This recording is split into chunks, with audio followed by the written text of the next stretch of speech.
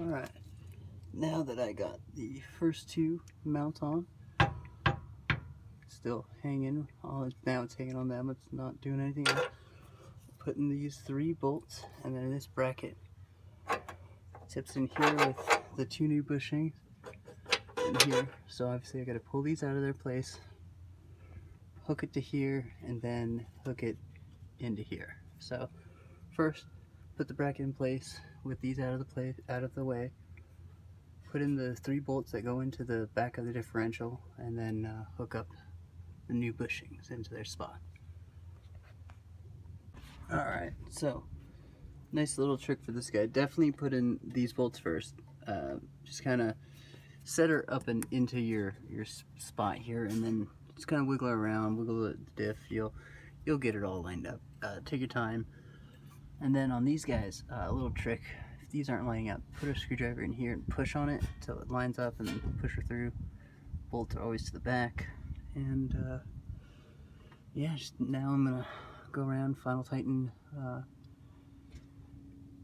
these guys, all of this stabilizer bar, and yeah, probably move into the sway bar. Yeah.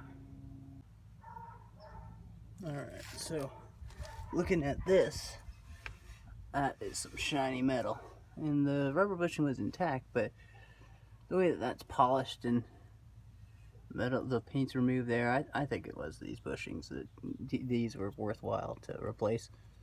So they just open up one-handed. They don't open up so good. And slap them right where this nice metal guide is. Flip them so they're right side. And find yourself your bracket. I believe these are 12 mil. I'll know that in a minute. Put her in place. Alright, last but not least, the drive shaft. At least that and the exhaust I can do today. So remember, 12, 14. I'm going to take all these off. I'm going to have a hard bench on the hard wrench actually on the nuts, and I'm gonna do kind of like a diamond pattern, top, left, right, and then go around and tighten sequentially. Get her good and tight.